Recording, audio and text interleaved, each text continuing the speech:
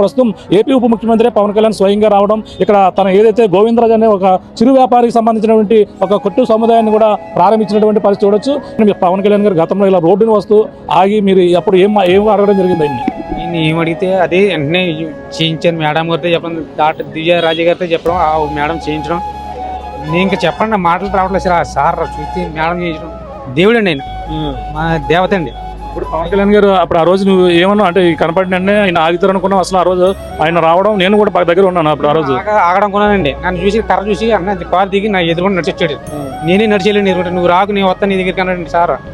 నేను ఆగమంటే నేను జనాలు చూసేస్తే నా దగ్గరికి వెళ్ళి సార్ మళ్ళీ చెయ్యి పెట్టుకుని జనాలు వచ్చేస్తుంటే నా చెయ్యి మళ్ళీ ఇంకొకరికి అప్పి నేను మళ్ళీ వస్తాను ఇక్కడికి అన్నారు సార్. అలాగే మాట తప్పకుండా ఇక్కడికి వచ్చారు సార్.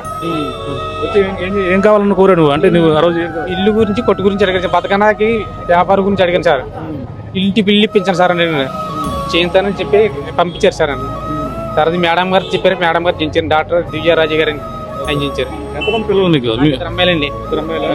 దీని మీద ఆధారపడి దీని మీద ఆధారానికి ఏం లేదండి. ఇల్లు ఇంటి సొంత ఇల్లు కూడా లేదు సార్. చిన్న కొట్టు కాకుండేది ఇంతవరకు. మేడం గారు చేయించారు, సార్ చెప్పడంతో మేడం గారు చేయించారు.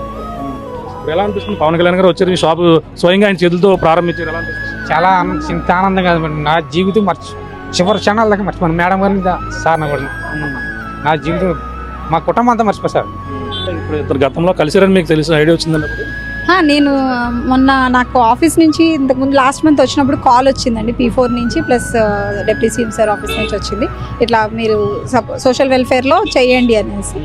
సో ఒకసారి విజిట్ చేయడం జరిగింది. అప్పుడు మొత్తం పాక ఉంది, ఏం లేదు వీళ్ళకి.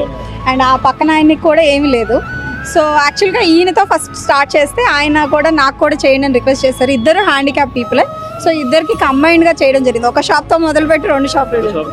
ఇలా వెళ్తా మమ్మల్ని గుర్తించండి, మాకు షెడ్లు వేయించి ఇచ్చారండి. దానిలో మా భాగంగా మా దివ్య మేడం గారు కూడా దగ్గరుండి పనులు పూర్తి చేసి పెట్టారండి. ఎప్పటికప్పుడు సంవత్సరానికి ఒకసారి వేసుకుంటే పడిపోతుంది మా పాకలో. ఆ పాకలు మమ్మల్ని నిలబెట్టి మమ్మల్ని ఎమ్మెల్యే గారు వచ్చిన వాళ్ళు చాలామంది గెలిచిన తర్వాత మమ్మల్ని గుర్తించే వాళ్ళు ఎవరు లేరండి. గెలిచిన తర్వాత కూడా వచ్చి మాలాంటి పేదవాళ్ళ దగ్గర రావాల్సిన ఈయన వచ్చి మమ్మల్ని చూసి చేశారు సార్. చిన్న షెడ్డు, 2 షెడ్లు మాత్రం ఏర్పాటు చేశారు. 2 అంటే 3 షెడ్లు, ముగ్గురు ఉండి వ్యాపారం చేసుకునే విధంగా కూడా అనుకూలంగా ఉన్నటువంటి షెడ్ ఎవరైతే ఉన్నారో బొర్రా దివ్యరాజు గారు ఆమె ఆధ్వర్యంలో కూడా ఏర్పాటు చేసినటువంటి పరిస్థితి ప్రధానంగా ఉంది. గతం